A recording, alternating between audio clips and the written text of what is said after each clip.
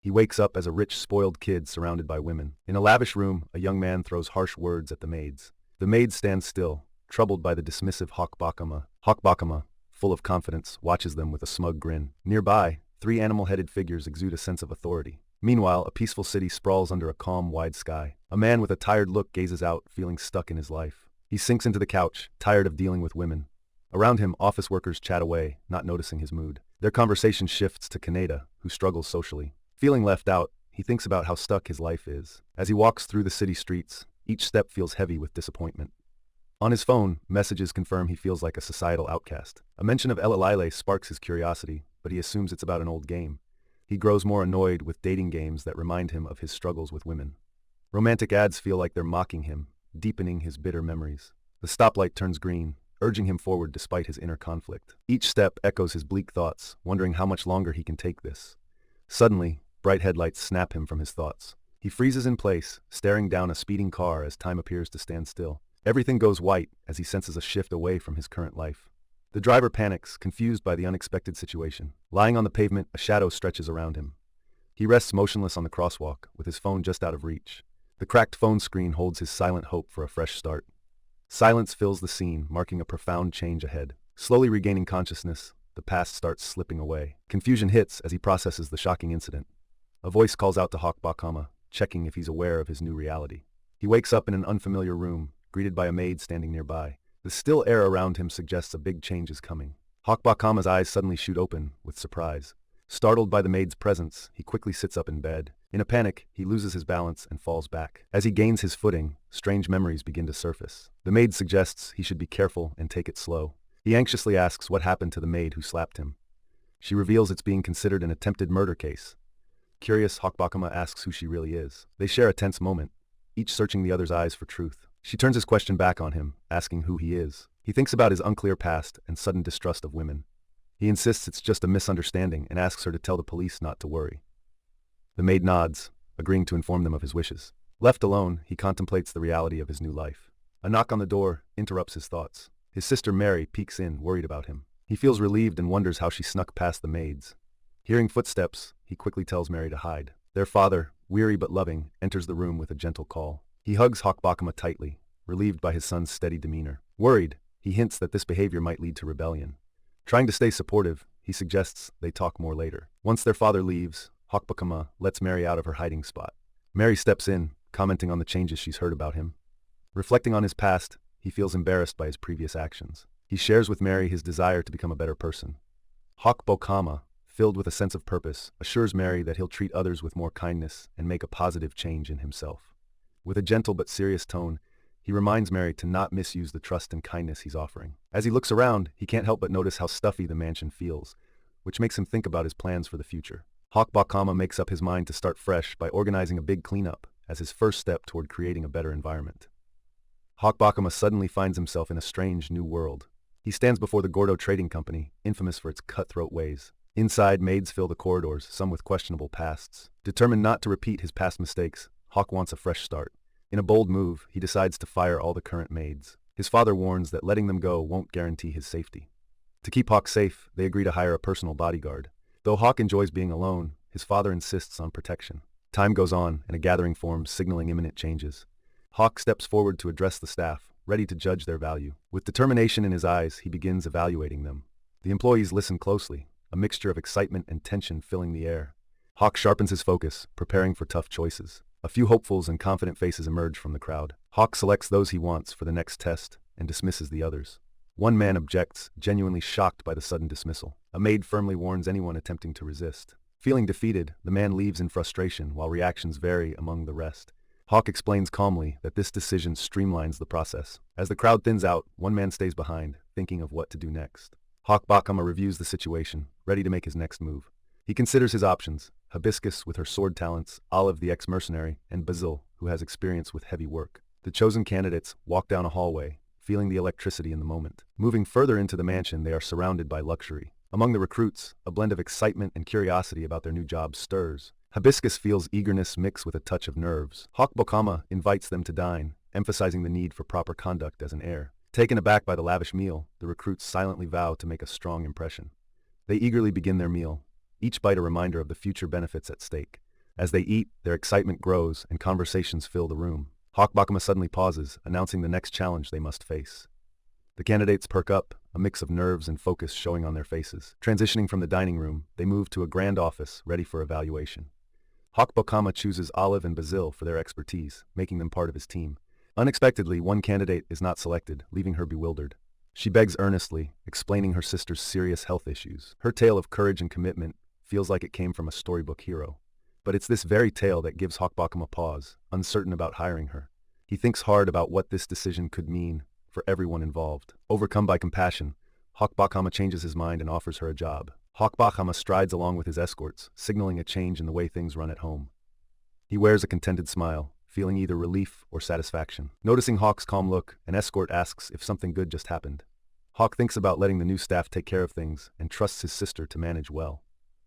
With fewer people around, he enjoys a newfound sense of peace. Mint arrives from the Royal Academy College, introducing herself as a new addition to his life. In their world, everyone has a special type of magic they're naturally good at. Eager to master dark magic, Hawk seeks a private tutor to guide him. A teacup sits quietly on the table as they pause before continuing their conversation. Mint and Hawk sit with escorts in a formal setup, hinting that something important is about to be discussed. Hawk focuses on getting help from the only dark magic tutor available, not worried about her past. Mint, curious, asks about Hawk's parents and why they're not there. Hawk says his dad's always busy, so he's in charge of his own learning. Mint confidently reassures him that she'll teach him and agrees to the plan. They make plans to sort out the teaching contract. Hawk introduces himself warmly, eager to learn from Mint. The group heads outside, marking the start of his new learning journey.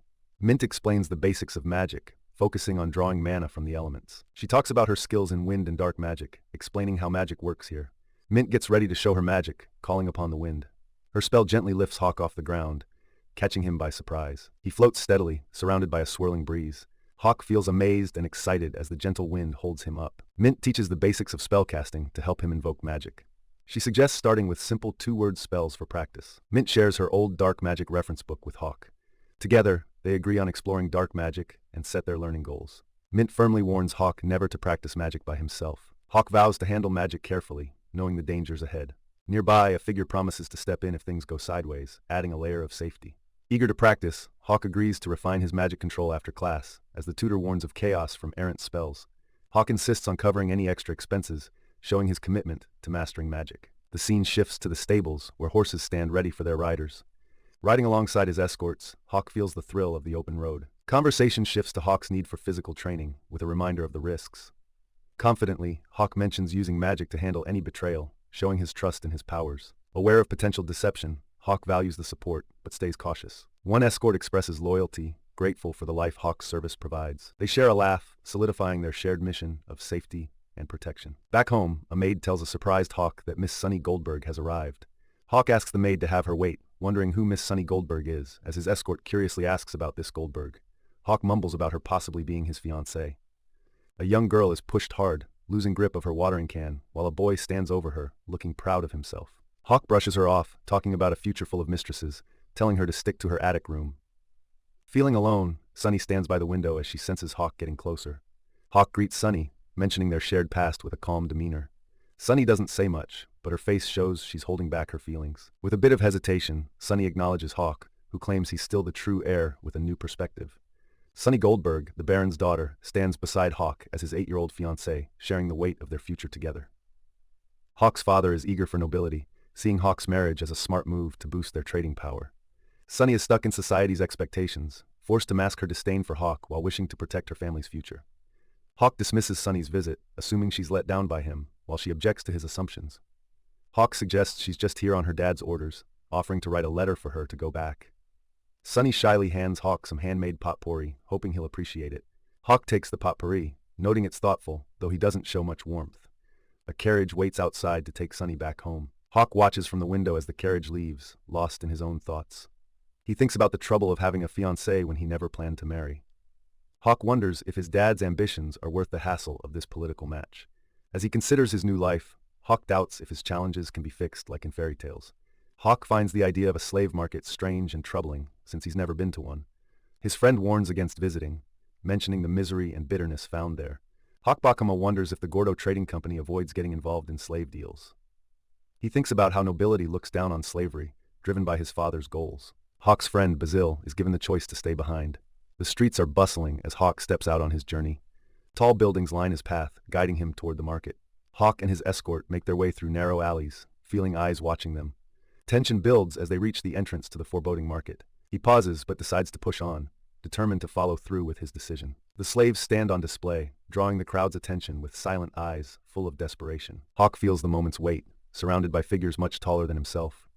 Suddenly, Hawk is lifted off the ground, surprised by someone's unexpected strength. A strong arm raises him higher, giving him a clearer view over the crowd. Thoughtfully, he observes the busy scene, taking in his surroundings.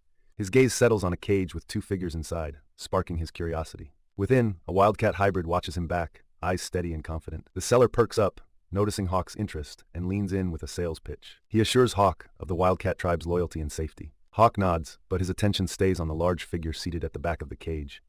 Ignoring the seller's suggestion, Hawk stays focused on making his own choice. Confidence fills Hawk as he stands firm, making his decision without anyone's help. Facing the wildcat hybrid, a mix of determination and caution fills Hawk. Hawk meets the wildcat's gaze, feeling a blend of respect and tension between them. The wildcat speaks up, introducing himself as Crescent, catching Hawk's curiosity even more. Hawk, steady and sure, instructs Crescent to protect him, despite Crescent's fierce defiance. Nearby, someone observes the interaction closely, pondering the consequences of Hawk's bold choice. With a sly remark, Hawk dismisses another slave, keeping his attention solely on Crescent. Determined to give Crescent a fresh start, Hawk makes plans as they leave the market together. It's a quiet morning, and a man is found caring for a horse, seeking peace and routine. Despite his effort, frustration bubbles up over the same familiar chore. He grumbles, eager for more exciting tasks and dreams of adventure. A colleague dismisses his ideas, reminding him that higher ranks get those missions. Yet, he continues to consider his situation and the possibilities it might hold. Determined, he steps outside, refusing to let these setbacks hold him back. He silently vows to avoid the mistakes others around him have made, inspired to persevere. Reflecting on his good luck, he questions the bad rumors about his boss, Hawk Bakken. A sense of contentment washes over him, grateful for the comfortable life he has now. Yet guilt nags at him, pushing him to apologize for his earlier comments. The mood changes as Hawk Bakken enters with new recruits, drawing attention to their muscle. Hawk proudly shares his reason for these recruits, valuing strength over typical appearances for security. The newest recruit feels recognized by Hawk's thoughtful choice. Hawk reflects on his past decisions and wonders if any others could match his youthful spirit. A playful exchange follows as Hawk denies being stingy with his resources. But he quickly issues a stern warning, fiercely protective of his beloved horses.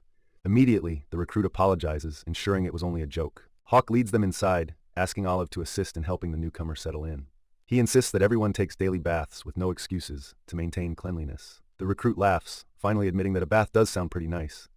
An animal-headed figure ponders a new bodyguard job at the Gordo Trading Company. A colleague remains skeptical, cautioning about the owner's son. Interest grows about a noted but harsh ex-soldier tied to the job. Surprised by rumors, the figure remembers meeting someone with a chilling vibe. He wonders why they were picked for the gig in the first place. In the quiet corridor, anticipation builds for the next encounter. Hawk enjoys a warm bath, feeling entirely at ease. He reflects on the bath's luxury, sharing his thoughts with those around him. They start chatting, remembering the hometown hot spring they loved. Hawk thinks about heading east, curious after hearing stories about hot springs there. Someone warns Hawk about traveling east with Crescent, saying it's too dangerous. Hawk can't believe the advice, pointing out that they, like Crescent, are also a slave. The person chuckles, realizing they were so relaxed they forgot their own situation. Even though things are strange, they're happy with life under their quirky boss. Living here has brought some feeling back into their heart, they reflect. Hawk sips a drink, amazed by all the flavored milks they find here. Once reassured it's safe, they find out the color is from fruit juice, not something harmful. They decide to try it too, noting Hawk Bakkama's relaxed attitude. Feeling refreshed, they head to dinner, ready after their bath. Hawk casually wonders if Crescent has food restrictions, not realizing how odd his question seems due to the slave context. The maid secretly weighs the true mission she must complete.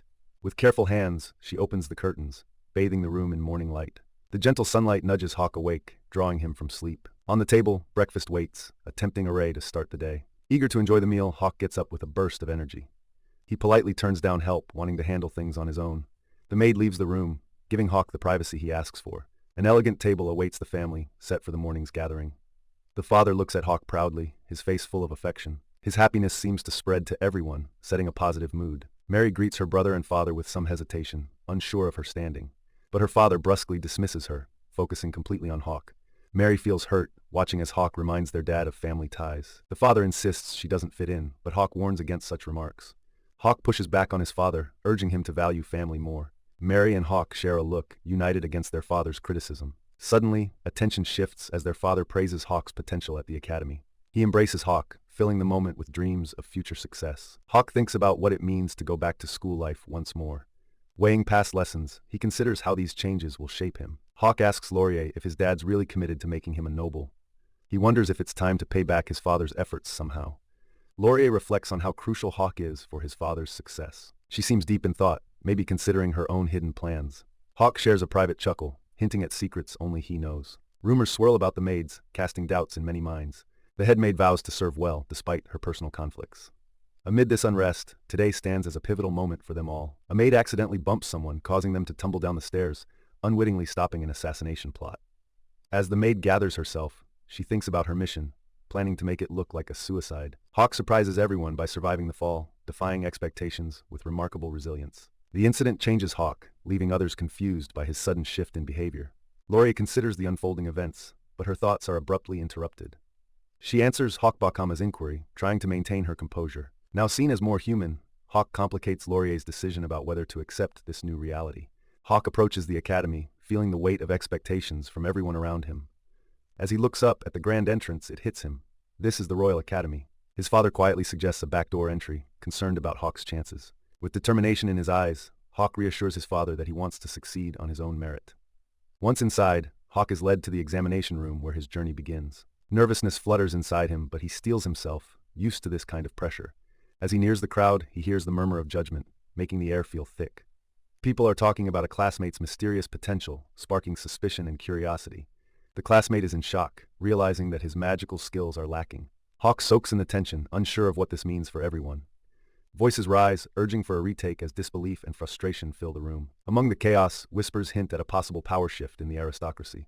Vanity faces harsh judgment from his father, ignoring any pleas for another chance. It feels like the start of a classic story, where a young noble faces tough situations. Yet, there's a sliver of hope that with friends, he may find a way to rise above. Speculation about legends adds to the cloudy mix of expectations and dreams of transformation. The narrative teases a twist where a supposed failure could turn out to be remarkable. Vanity's struggles are watched eagerly, with some labeling him the misfit of Royal Academy. Speculations spread that Vanity's troubles might lead to big challenges for the Dukes. But in all the chaos, there's a growing sense that a deeper drama is unfolding. Hawk Gordo, burdened by high hopes, questions whether he is the true hero here. Amidst everything, he dreams of a girl whose presence might change everything for him. He briefly considers whether he could become a bully, a constant trouble for Hawk. The thought of being just another dismissed villain in Hawk's story worries him. A tense confrontation erupts, with authority swiftly crushing a hopeful spirit's dreams. Amidst the harsh start, he pauses to think about Hawk's possible path forward. Hawk's father loudly praises his son's achievements, ignoring any criticism around them. He believes their money and status will ensure Hawk's success despite any doubts from others. At the Royal Academy, Hawk Gordo arrives with confidence and determination, igniting the start of his and Vanity Zero's journey. Hawk Gordo stands thoughtfully, wondering who he is among all these powerful figures.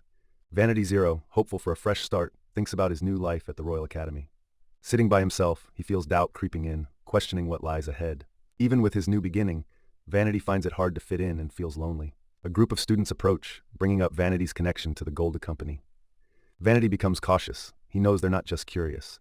They accuse him of using his family ties to get into the academy. Remembering past taunts, Vanity understands why they pick on him. Though tempted, he knows fighting back could make things worse. Ignoring their insults, Vanity stays calm and collected. Out of nowhere, Prince Pickles steps in, questioning the students' behavior. He reminds them that everyone is equal here at the academy. Worried about getting in trouble, they quickly say sorry. Prince Pickles' name seems odd to onlookers. It catches them off guard. Rosa Zero, Vanity's twin and fiancée, stands beside him, calm and ready. Though Vanity thanks him, Prince Pickles asks him to be less formal. He jokes that Vanity's stuffiness might make being friends harder. As Vanity walks out, he's deep in thought over all that happened. Outside, his guardians give him a warm welcome, sensing his unease.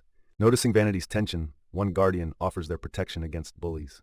Talk of handling bullies sparks ideas. One suggests a direct approach, while another advises caution. Vanity weighs his choices, deciding on a detour as they head out shopping.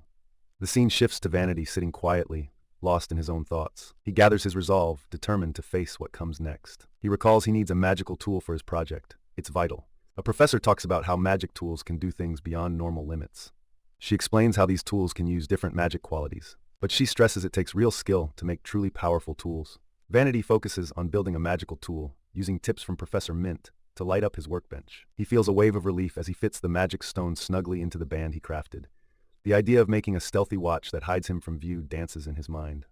Feeling confident, Vanity glides down the corridor, unseen by those around him. But his stealth test glitches when he accidentally grabs the tail of a lion-headed figure. The figure is startled and asks how Vanity spotted him, leading Vanity to admit his magic tool didn't work perfectly. Hawk is on a mission, looking for a gem to complete his watch. Tension simmers. The shop owner casually mentions an old book he found in his grandfather's things. Hawk nods, adding the mysterious book to his collection, his curiosity piqued. Back at the academy, Hawk checks his watch, feeling the weight of his ambitions. Other students pass by, whispering and giggling, but Hawk walks with quiet confidence. A student beams warmly at Hawk, greeting him with cheer in the bustling hallway. Another student nods politely, acknowledging Hawk's noble reputation with subtle respect. Prince Pickles and Rosa discuss magical abilities, their eyes landing on Hawk with interest. He turns to ask Rosa about her progress on non-attribute magic, keen to know. Hawk notices Rosa's determination as she steps into her brother's shoes, pride showing. Hawk contemplates the elusive 12th attribute, its many names making it hard to identify. Rosa and Prince Pickles are intrigued by Hawk's reference to zero, eager to hear more. Hawk suspects they might have answers, given their noble heritage and its secrets. Prince Pickles and Rosa are puzzled, realizing Hawk refers to an old edition of history. Hawk learns only the updated history version circulates widely, catching him off guard. It's revealed the old history version was lost in a religious war centuries ago. A shock. The fact that the old version is kept under royal lock hits Hawk hard with possibilities. With a chuckle, Hawk jokingly asks if Prince Pickles happens to have the rare document. Realizing the absurdity, Hawk laughs it off, quickly pivoting to leave the conversation. Hawk lightly assures Rosa not to stress over old history, causing any trouble. Nearby, a girl sincerely desires to help her brother, another pledges under their family name. Hawk reflects on missing out on history lessons with Mint, a lingering regret haunting him. The scene shifts to a vast sky, symbolizing endless reflection and future opportunities. Attention turns to the Royal Academy's grand architecture, focusing on a special chamber inside. A variety of guards stand at attention, each fitting into their critical roles with precision. Groups maintain a careful watch, each person aware of the weight of their presence. Inside, magic wards ensure no eavesdropping can occur, maintaining absolute privacy. Hawk surprises everyone by presenting the old nation's history book, leaving them stunned.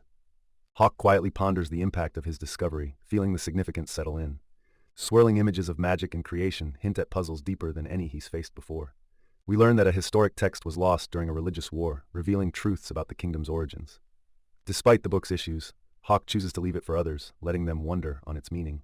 A resolute girl steps up, ready to protect the book, valuing its secrets more than the rules. A royal figure approaches, drawn by the book's intrigue, but wants to keep a low profile. Hawk takes a moment to rest, thinking quietly while events swirl around him. Two figures notice how tired Hawk seems, suggesting he might be hiding something. Feeling eyes on him, Hawk starts to sense both watchers and allies, making him uneasy. Though alliances could help, Hawk feels more nervous as he thinks about what lies ahead. A funny moment breaks the tension when Hawk grabs a tail by mistake, surprising its owner. Trying to laugh it off, Hawk admits the day has thrown plenty of unexpected events his way.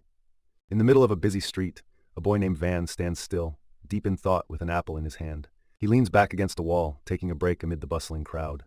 Van finds a quiet bench and sits by himself, thinking about the tasks he has to do today. Just then, a familiar voice breaks the silence, casually saying, "Yo, Van-kun." Van looks up, surprised but happy, greeting his friend with a warm smile. Jokingly, the friend warns Van to keep hold of his bag to avoid leaving it behind. Van chuckles, realizing he actually might have forgotten it otherwise. He carefully reaches for his bag, making sure it stays secure with him. With a quick look inside, Van smiles, feeling reassured about the contents. They say their goodbyes, promising to catch up again soon. As Van watches his friend leave, he thinks over their brief encounter.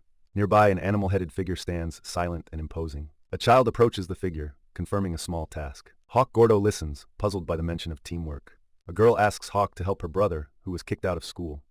Hawk wonders if he can really manage the Duke family's issue. She assures Hawk there will be compensation for his help. Her determined expression shows how much this means to her. She mentions her new interest in jewelry and art. Hawk realizes she's planning to secretly move money through her company. She explains her brother lost his status, and now their family lives simply. The girl seeks a discreet partner since her father's men are vigilant. Hawk reluctantly agrees to discuss the situation and seek approval. Despite his doubts, Hawk links up with the Duke's family. The plan involves using the trading company to build connections with nobility. His father endorses the strategy but warns of the risks involved. He praises Hawk's cleverness and readiness for what's ahead. His father reminds him of the dangers of dealing with nobles and advises caution. Hawk's father pledges to protect him no matter what, promising they'll stick together, even if they have to run. Hawk sits quietly, an apple in hand, lost in thought about his dad's promise. Looking back on his old life, he realizes he never truly thought about his parents before, feeling a new weight in his heart. With fresh resolve, he hands an apple to Crescent, marking the start of a different path. A gentle smile spreads across his face, quietly full of gratitude for what he has now. As he walks beside Crescent, he silently thanks his dad for the advice that brought him here. In the dark of night, someone calls upon shadows to protect their home. A shimmering barrier surrounds the place, promising safety. Hawk, admiring his handiwork, finds magic's ease remarkable. A woman apologizes for the disruption, thankful for her daughter's support. A young boy, resolute, gears up for another tough training session. He insists on more practice, earning his partner's respect. People watch, noticing the boy's unwavering enthusiasm. Van, once a noble, now trains earnestly while living quietly with his mom. Though not like others in magic, his unique traits make him stand out. Van's unusual ability lets him cancel any magic that comes his way. As others enjoy magic's comforts, he alone stops its attacks, which sets him apart. Van sees that mastering magic without attributes could still be worthwhile. He makes a personal pledge to get stronger, aiming to protect his mother. His determination piques the curiosity of a nearby observer. An animal-headed figure realizes the boy's desire to guard his mom. Driven, Van seeks approval to learn from the best, proving his dedication. The choice to train him remains open, with no cause to deny him. His request draws attention, signaling a key turning point. The observer wonders about their own envy toward this determined boy. Even with riches, they feel bitter seeing those with natural talents. The boy's bright energy is striking, despite any harm meant. Thinking back, the observer sees themselves as not very special, always ordinary. After starting anew in this world, they briefly dreamed of being a hero. Realizing their friendships were shallow and bought, they feel emptiness. They ponder cutting ties with unnecessary people, thinking it's no real loss. Names like Crescent, Oliver, and Virgil come to mind as ones they might drop. Accepting their dullness, they brace for being left with no regrets. Nearby, an animal-headed figure observes intently. The animal-headed figure gently asks why he seems so troubled, calling him young master. He shrugs off the concern, telling Oliver in a quiet voice that it's nothing at all. The air around him stirs, merging with his own darkness and making it harder to control. He wishes Van could just erase this darkness, doubting if he's cut out to be the main hero. Realizing the truth, he accepts he's meant to be a supporting character, both in style and attitude. Determined to enjoy his new life of luxury, he resolves to make sure it doesn't go to waste. Van confronts the beast-like figure, asking if he truly feels free. He tells the creature that making someone obey against their will is pointless. The beast looks at Van, trying to understand his confidence. Nearby, two others watch Van, noting he often thinks deeply. Crescent is called over as Van sets off on his next task. A mysterious figure watches from the shadows, unnoticed. The church bells ring and the scene shifts to a grand building. The leader introduces himself as Gametsu Gatsuku and asks why Hawk is here. Van dives into the purpose of their visit, needing financial support. Gametsu cheerfully suggests they continue to talk about their charitable work. Inside a room lit by flickering candles, they gather around a table. Van and his group sit, feeling the weight of what's to come. He proposes using the donation to expand food distribution. Gametsu looks doubtful, probing for the real reason behind the offer. Van sweetens the deal with a private offer, increasing the total donation. Gametsu thinks it over, considering what accepting might mean. Van pushes the conversation further, hinting at possible downsides. He asks Gametsu to make a decision, pressing for a promise. A heavy silence fills the room, everyone waiting for Gametsu's answer. Gametsu stands firm, looking carefully at each of them. He finally accepts the offer, and Van hands over a contract. As Gametsu picks up the quill to sign, he starts to question. Van warns him that the contract involves dark magic, cautioning about breaking it. Annoyed, Gametsu tells Van not to take their faith lightly. Van boldly questions if religious conflicts aren't just driven by personal motives. He suggests they put aside differences for mutual benefit, easing the tension. Gametsu grumbles but agrees to proceed, signing the contract. Van watches as Gametsu sets down the pen, their agreement now official. Gametsu doesn't hide his doubts, wondering what Van's really after once the deal is through. Van promises to play fair, laying out the plan for donations as they wrap things up. It ends with tense smiles, Van insisting he won't disturb the peace they've made. Van steps outside, the quiet evening sky mirroring the heavy mood from their meeting. As he walks back to the grand estate, you can see Van is lost in his thoughts. Virgil, who knows Van well, greets him and is curious about Van's quick return. Van brushes off questions about his somber mood, asking instead about Laurier's whereabouts. Virgil praises Van's new friend, hinting the kid shows real promise. Van suggests Virgil meet the kid himself, keeping his own feelings in check. He walks silently down a different hall, each step echoing softly. Laurier, the headmaid, greets Van warmly, though he stays reserved. Their brief chat leaves Van momentarily grateful, but he keeps his distance. Van tells Laurier she only needs to focus on serving the family, not him. Laurier is taken aback by his kindness, especially given what he knows. He assures her that there's no reason to let a great maid go. Van asks for a warm drink, and Laurier offers hot milk. Two animal-headed figures notice Van and suggest they continue their shogi game. Van turns them down, recommending they ask others and skipping the standby duty. His clothes are hung neatly as he prepares for some much-needed rest. Lying in bed, Van feels the weight of the day's events pressing down on him. Whispering softly, Van draws on his inner strength to face his inner struggles. He promises himself he'll bury his insecurities and hurt deep down inside. There's a big argument, with Vanity's dad yelling about how he's disgraced the family, and everyone else just stands there watching. Vanity feels the weight of his dad's words as he learns he's lost his family's name because he can't use magic. He remembers how his friends and the good parts of his old life slipped away, adjusting to the tough life of a commoner sinking in. Though things are hard, Vanity feels comfort with his sister Rosa and her fiancé Pickles, who still stand by him. Hawk, a merchant's son, steps up in Vanity's new world, offering medicine and protection. He suggests Vanity seek knowledge to clear up misunderstandings and grow stronger. He points out that people's fear of Vanity's magic is a chance to flip things into a positive. In training, Vanity loses concentration and takes a painful hit, though it's not severe. Vanity reassures his training partner that he's okay and prepares to keep going. Even with Hawk offering support, Vanity stays determined after the slip-up. Van agrees to put on disinfectant even though it stings, knowing he can't ignore infections. He's reminded that without magic to heal, he's more at risk than others. Walking with Hawk, he's told that Rosa wouldn't be happy if Van got hurt. They step into a room where Rosa is waiting, looking worried. Rosa spots the blood and immediately asks Van to clean his wound. Van promises to take care of it, seeing his mom's concern as a blessing. He grits his teeth as he pours water over his wound, but keeps at it. Thinking back on his dreams, Van realizes helping Rosa is a goal worth chasing. Hawk talks about the good it would do for Rosa if Van succeeds, which motivates him more. Van states he wants to be both strong and kind, wanting to make a real change. He chooses to be strong and kind quietly, taking a page from Hawk's book. Resolved and determined, Van vows to become someone his friends can truly be proud of. A young boy thinks about how fate might just be a string of coincidences and miracles. He wonders if being born in the same year and meeting at school by chance could also be fate. Van muses, deciding fate probably wouldn't pick him anyway. With a slight smile, he considers his friend's playful teasing. Memories pop up, the harsh things people say about his looks and character. Van recalls how folks assume his family is spoiled. Meeting someone for the first time really shakes up his expectations. When he sees a familiar expression, it's like looking into his own eyes. Being the third prince, he's seen both life's bright and dark sides since he was young. He takes a step forward, feeling an unexpected need to help. Trying to be friendly, Van insists they're friends now. Hawk thanks him, but asks to keep things easy to avoid more trouble. Van laughs, happy he found a friend. They both relax and enjoy some tea together. A girl in the class wonders why Hawk is hanging out with nobles. Rosa notes Hawk's different take on things, despite the rumors. Intrigued by the mysterious attribute Zero, Rosa recalls its puzzling nature. She thinks about Hawk's ideas on magic, trying to see from his point of view. Hawk's outlook captivates Rosa, pushing her to understand his way of seeing. Meanwhile, Van shows concern for his friend, feeling grateful but also a bit guilty. A letter from Van arrives, asking for a quick reply. There's reassurance about the food deliveries, thanks to the church's help. Rosa thinks about Hawk's impressive traits and begins to understand why he stands out.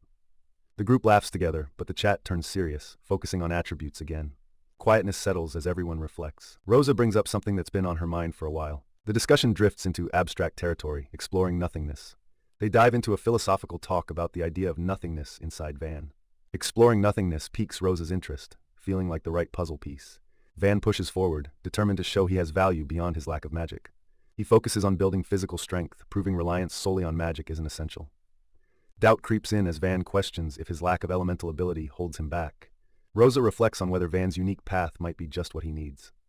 She contemplates a theory that compares nothingness to a donut's empty center. This wild idea that the donut hole disappears without the donut catches their imagination. Understanding dawns, and the group can't help but chuckle at the clever analogy. With a steady hand, Van gives Rosa a document as the day winds down. The title reads, Why Attributeless People Are Attributeless, sparking curiosity. They talk about how sharing it could be dangerous in their kingdom.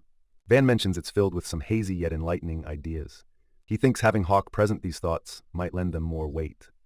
As they mull it over, the group sees potential in the suggestion. Rosa realizes the plan aims to lend her brother much-needed backing. Van warns there might be unexpected outcomes from their actions. Yet, behind the scenes, a transformation had already begun. Each decision they make ripples outward like a stone in a pond. Interest in the document sparks, spreading curiosity throughout the realm. Some view it as a danger and start plotting against Van. In the shadows, a secretive group agrees to take on the grim task. But one person in the group hesitates, quietly questioning their leader about the mission. Van stands outside, deep in thought, calling out for Hawk. Rosa walks over with another student, addressing Van politely. Her voice is shaky, looking to Hawk for advice. Hawk suggests they use a magical barrier for a private chat. Both realize how serious things are as worry fills their eyes. Rosa feels torn about the unexpected chance to skip a grade. Van thinks back to his research on attributeless folk, fueling his worry.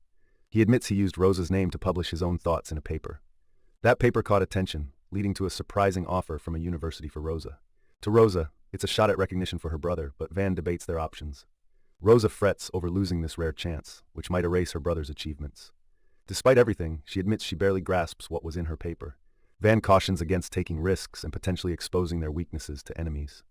The danger of exposure is too big to brush aside. Van suggests they act as if the grade-skipping idea never came up. Aware of the risks, they choose to tread carefully. Rosa decides to come clean about the paper's true author, valuing safety. Their talk is cut short by an uneasy voice from above. A towering figure steps into the room, bringing fresh tension. They're all stunned by the unexpected entrance of Principal Merlin. Van questions how Merlin got past their barrier magic. Merlin mentions he made shortcuts, being the barrier's creator himself. Van realizes Merlin overheard their secret chat. He's shocked to learn Merlin can read minds, though Merlin promises he seldom does. Merlin laughs about Van's open worry. Van wonders if he's really secure. Van fears Merlin might learn about his past life if he peers into his thoughts. Exposure risks coercion and might reveal Van's special knowledge. Van plans to have Rosa say no to skipping grades, wary of Merlin's hidden motives. Merlin steps in, telling everyone to relax because he's not here to dish out any punishments. He then turns to Hawk and asks about his goals, making everyone sit up and pay attention. Van watches closely, thinking that his doubts about the principal's secret agenda were spot on.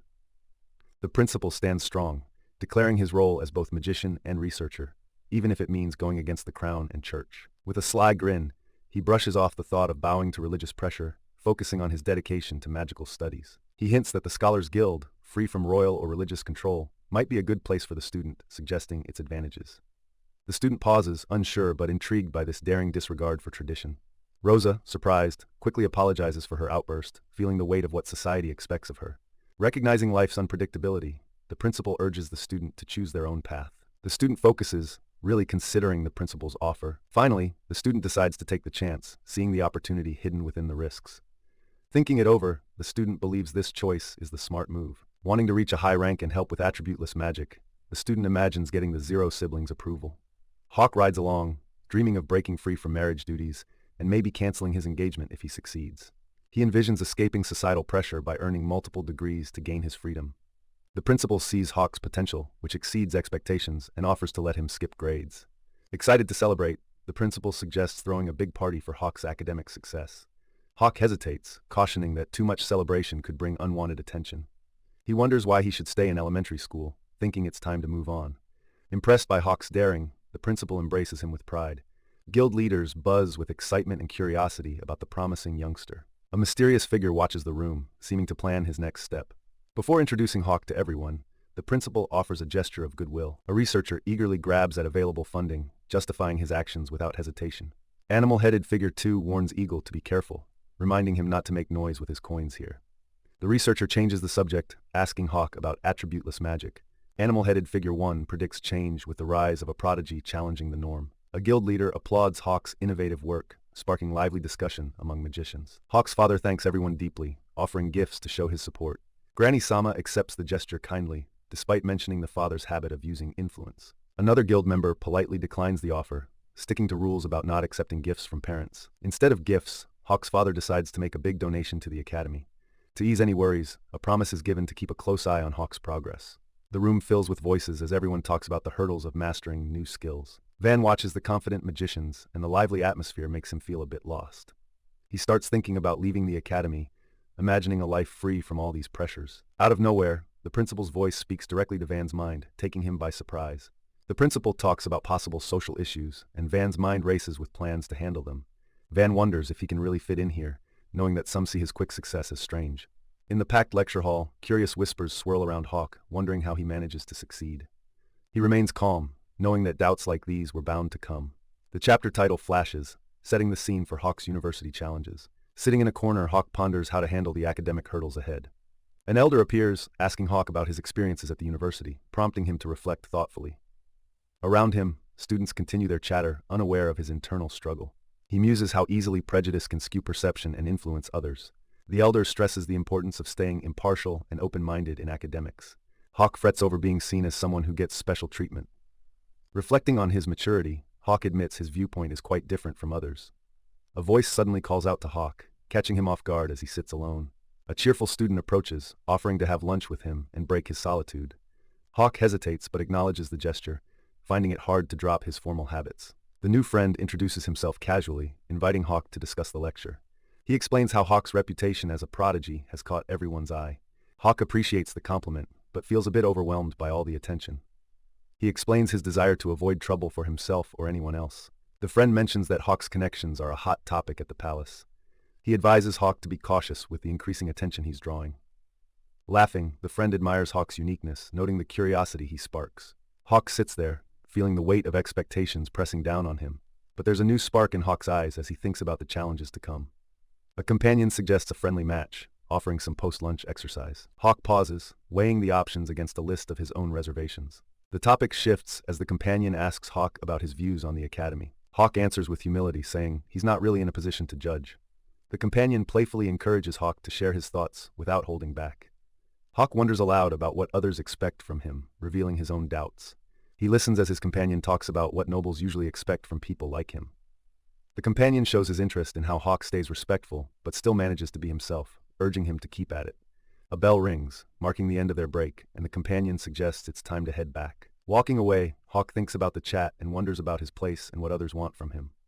Van kicks off a debate, challenging what happens to magical elements transformed into attributeless magic. The students can't believe that recovery magic might not have any specific attribute. He clarifies how magic attributes might rely on someone's physical makeup. They dive into talks about elves channeling wood-type magic with similar outcomes. This shakes up old theories, hinting that new forms of magic could be waiting to be discovered. Researchers feel a mix of worry and thrill at the chance to change magical knowledge. His idea might turn the tables on traditional views, inviting a fresh take on elemental magic. Van wonders aloud if people give magic its attributes, questioning its core principles. His insights fire up the students, eager to try these budding theories. An animal-headed figure cheers on their excitement, glad they brought Van into the fold. As night falls, the Grand Academy stands quietly under the darkening sky. Inside, Van collapses into a chair, worn out by the heavy day. He grapples with stress from his own burdens and the weight of others' expectations. A knock at the door slices through his tangled thoughts. Before he can respond, exhaustion floors him as the door swings open. His eyes flutter open to find himself in a cozy hospital room. He trades light-hearted words with Crescent, who's clearly relieved he's okay. Crescent lets Van know that his dad stayed unaware of what happened. Even after all of that, Van insists he'll bounce back soon, thanking Crescent. Van chuckles, downplaying his friend's worry with a grinning nod. His big animal-headed friend seems baffled and asks if something went wrong. Van shakes off the confusion, appreciating the help instead. But when Van doesn't get it, his friend gives him a playful bump on the noggin.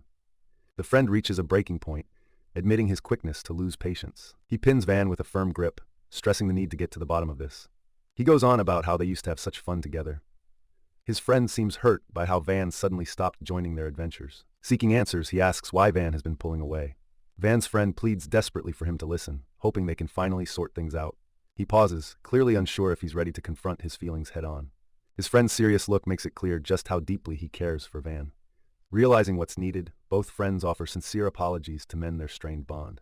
Suddenly, another friend enters, eyes wide with surprise at the sight before them. Initial shock turns to concern over any harm, but they're soon reassured all is well. A gentle pat on the back dissolves the lingering tension in the room. In the quiet moment that follows, the two friends share a wordless understanding. Their bond is renewed, leaving everyone feeling relieved and at ease. An archer aims at a house, sending a shiver through the peaceful night. Inside, chaos erupts as everyone scrambles in a panic. A brave defender rushes to stop the archer's getaway. Caught off guard by flying debris, the archer tumbles to the ground. Now trapped, the archer stares up at a looming fierce figure. A tense silence hangs in the air after the chaos subsides. Bound and captured, the archer becomes the center of attention. The group debates their next move with the prisoner in tow. Memories flash back to a sinister assassin's guild behind the events. The chilling truth about the assassination plot unfolds, shaking trust and motives. Van feels guilty, suspecting his actions might have triggered these threats. The Duke grows worried about Van's fast progress in attributeless magic, stirring conspiracy fears. Tensions rise as officials argue over the lack of evidence and the threat of an attacker walking free. Urgency mounts to relocate Van and his mother safely under Rosa's watch. Quick action is needed to sever connections with the Assassin's Guild through a strong response. Meanwhile, a shadowy figure watches, ready to take steps that could change everything. Oliver, known for his tracking skills, is asked if he can pick up a scent, hinting at a big mission. Crescent returns with thanks from a young lady, shedding light on their recent heroic deeds. Ready to press on, the young master instantly agrees to follow the lead. Urgency and anticipation blur together as they race ahead. The team arrives at a grand estate, preparing for whatever comes next. Laurier suspects this could be Duke Zero's mansion, which raises the stakes. Crescent decides to hold off adversaries, letting the young master move forward. A quick dispute over sharing weapons flares up, adding tension. Crescent learns his hands are too large for the trigger guard and has to adjust his plan. The young master tells Crescent to act freely, showing his trust. Energized by the trust, Crescent smiles fiercely and clenches his fist. Opponents gather, determined to stop Crescent's advance. Charging at Crescent, the group gets caught off guard. Crescent counters swiftly, sending them flying with a strong strike. He warns the group not to run, increasing their anxiety. Meanwhile, the young master and his companion head toward the mansion. Once inside, they take in the mansion's spacious interior. The young master notices something off and pauses. Their attention shifts as they spot potential threats. The companion senses multiple snipers, heightening the danger. The young master appears worried as his companion stays vigilant. His companion scans the room, evaluating possible threats. He tells the young master to run to the staircase when he signals. At the signal, the young master runs across the room with determination. A sniper sees the young master exposed and lines up a shot. The shot is deflected using ice as a clever mirror. Caught off guard, the sniper scrambles to reload. The companion acts quickly, working to keep the snipers at bay. The young master spots someone he knows and immediately calls out to Laurier. A tense reunion kicks off as questions about Hawk Gold start to swirl around them. Accusations fly, blaming Laurier for igniting all this chaos, but she insists the young master should be shielded from hearing it. A figure recounts grim events, revealing the Duke's tragic downfall and the family's collapse. Laurier swiftly conjures ice, silencing the accuser to stop any more heated words. The young master pleads for a calm conversation with Laurier, but she resists his efforts. He challenges her stance, hinting she might have reasons beyond his presence there. Laurier hesitates, her pause hinting at hidden motives she might not be revealing. Reflecting on past assumptions, the young master talks about the importance of clear communication. He acknowledges the unwavering support of his companions, feeling grateful for their loyalty. With resolve, he expresses his wish for open dialogue, wanting truth more than ever. Laurier pauses, seeing his growth, and admits he has become quite remarkable. As ice shards fall quietly, a fragile sense of peace starts to settle over them. The young master seeks clarity, asking Laurier to explain how everything fell apart. They agree to support each other moving forward, ending this conversation on a cooperative note. The Duke's world feels shaky as the royal family's dislike puts him in a tough spot. The Queen, unimpressed and holding grudges, isn't moved by the Duke's struggles. Pretending to act out of anger, he strips his family of titles to shield them from her. Raz's sharp words cleverly hide the truth behind his protective decisions. A friend's unexpected actions upset the delicate balance he worked hard to create. Instead of easing tensions, the Queen's fury only makes things worse and adds pressure. Desperate to save his family, he reveals his risky plan despite the high cost. To ensure their safety, he arranged their disappearance, even as things went sideways. His allies grow doubtful, questioning whether the Queen's promises can be trusted. Animal-headed figures reflect on their reluctance to move against the Duke. They explore why Laurier made the deal, given his assumed dislike for the family. However, past disagreements shift when an accident makes Laurier rethink loyalty. While at the mansion, she experiences a sense of normal family life for the first time. Anxiety grows after the botched assassination, as the Queen's anger looms large. With everything at risk, they come up with a daring plan to face the Queen directly. He urges them to consider all choices before jumping to extreme measures. A call to come together brings new determination to stand against the Queen. Despite serious doubts, they question their ability to stand a chance against her. With uncertainty in the air, they ponder their next move carefully. They gather strength in shared beliefs and resources, ready to tackle the challenge. Under a peaceful sky, they enjoy a quiet moment before their stories unfold. The street buzzes with life, as people stay oblivious to the unfolding tensions. Thinking back on what's happened, so much has changed since last time. The Queen's accident lands her in a coma, shaking up the power dynamics. With no leader to guide them, secret operations pause while finances shift quietly. Van Kun, now a part of royalty, returns home to clear up past misunderstandings. Van chooses a simpler life, deciding to stay a commoner and enjoy his new path. Raz often visits Van on the city's edge, their friendship growing stronger. As his father thanks him sincerely, their connection grows even stronger. Outraged over the danger Hawk Chan faced, the Duke resolves to fight back. Laurier, the head maid, quietly keeps things calm and steady as usual. The Gold and Zero ducal families decide it's time for a refreshing trip to an onsen. They savor the warm waters, taking a moment to unwind and think about their recent work. Light chatter drifts under the stars, completing the peaceful scene. Acknowledgements for the help given to the Queen boost their supportive ties. This gratitude strengthens their alliance, bringing the families closer together. In the soothing atmosphere, family bonds grow with playful jokes and shared wisdom. He feels ready to embrace this moment, answering his father's call to join in. A light-hearted twist reveals the amusing variety of food-inspired names. They chuckle, connecting over how culture shapes names like food. Mint and red syrup mark the cultural blend, leaving the conversation on a high note. Please support the official release.